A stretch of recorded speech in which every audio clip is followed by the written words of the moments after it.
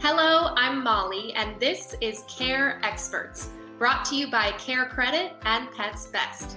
Together, the CareCredit credit card and Pets Best pet health insurance provide all the financial tools that can help you be the best pet parent you can be.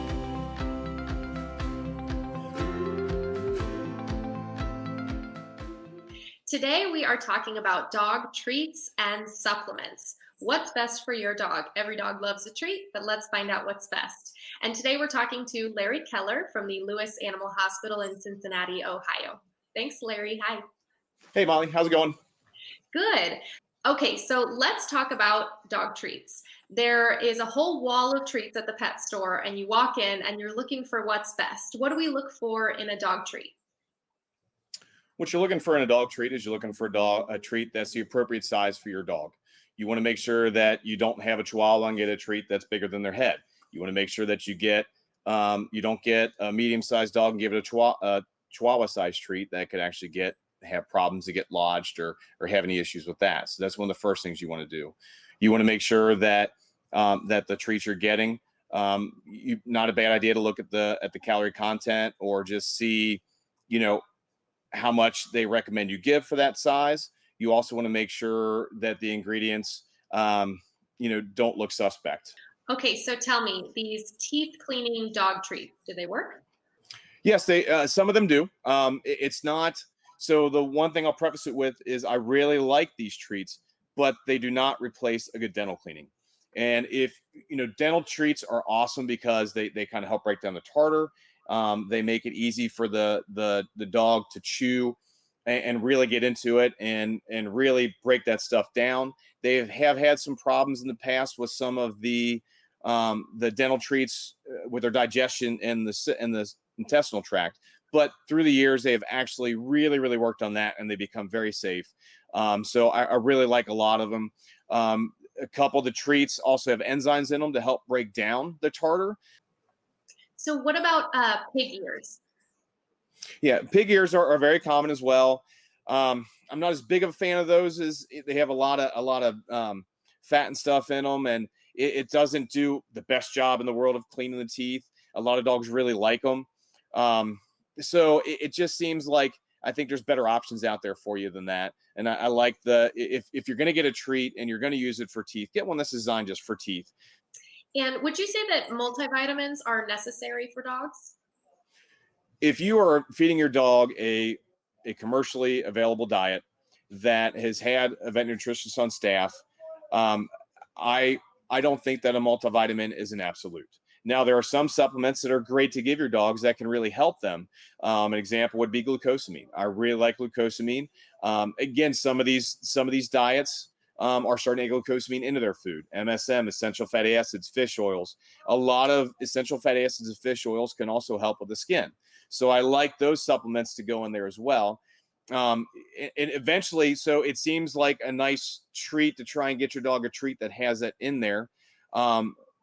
But if you add the price of a treat that has that stuff in there, and then you add the price of your food, if you get a food, a commercially available food, or even better, a prescription diet, if you're having a particular health issue, a lot of times if you get that food and has it in there already, you're going to save money by buying the food, not buying the food and the treat.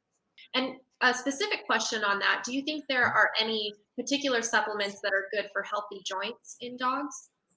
Yes, definitely the glucosamine supplements. That's a lot of glucosamine has glucosamine, chondroitin sulfate, MSM.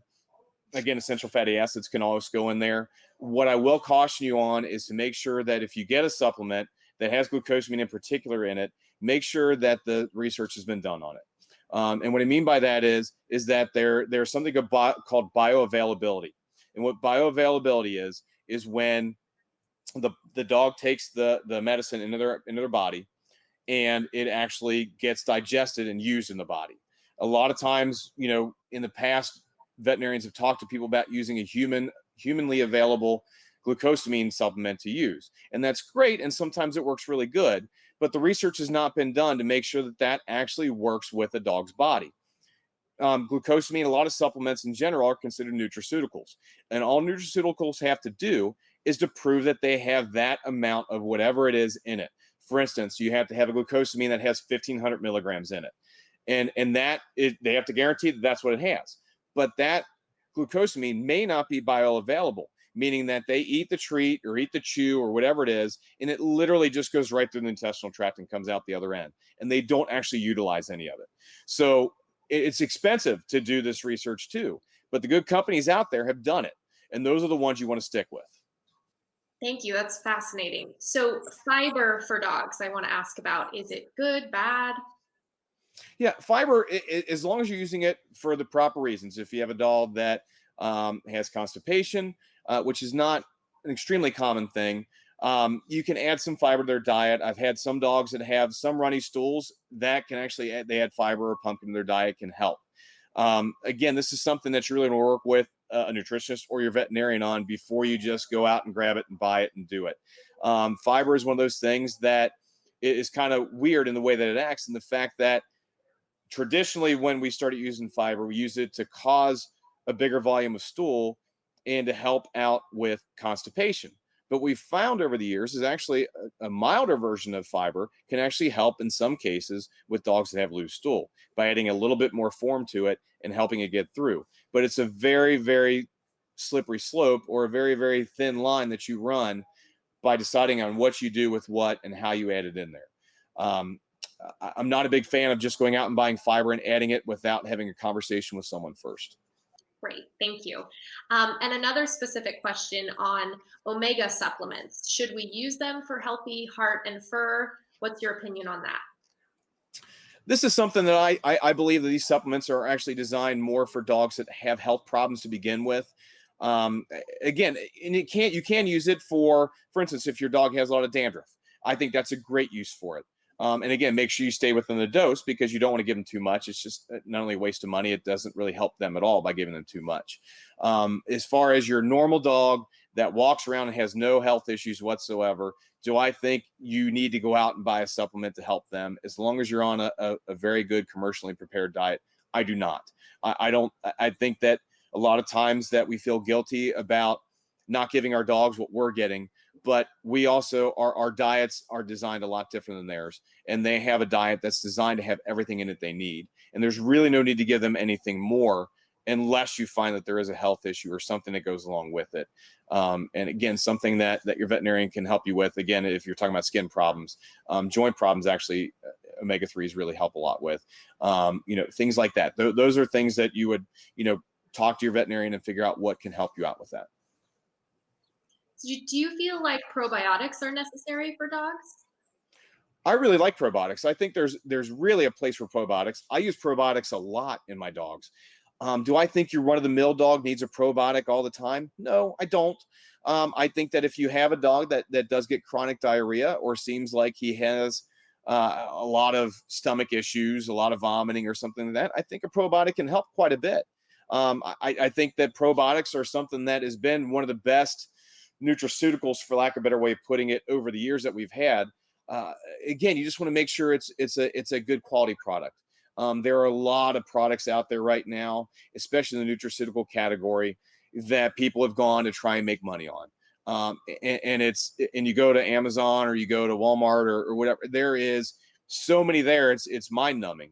And just make sure that you do your research on it beforehand, or even call one of us to see if we can help you with it. But probiotics, absolutely. I think they have a really, really good place in veterinary medicine. Thank you, Larry. As a pet owner myself, I'm taking a lot of notes. So thank you so much for your time. We really appreciate it. No problem. More episodes of Care Experts can be found at carecredit.com/careexperts. All of our featured Care Experts recommend and accept the CareCredit credit card, which is accepted at hundreds of thousands of provider locations nationwide. To get more information on how Pets Best Pet Insurance can cover up to 90% of your pet's unexpected veterinary expenses, visit petsbest.com. Or for more information on the CareCredit credit card, go to carecredit.com.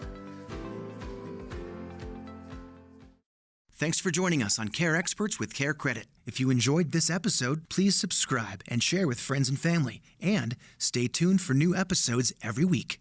All information, opinions, and recommendations discussed in this episode are for your information only. We believe the information sources are generally reliable, but because of possible human or mechanical error by the sources, Synchrony or its affiliates, including CareCredit, does not provide warranty to the accuracy, quality, or completeness of the information or any results obtained from it. Any statement or opinions in this episode are the doctor's alone, and included data was current to the time of creating this episode. Please consult your own advisors before using any of this information.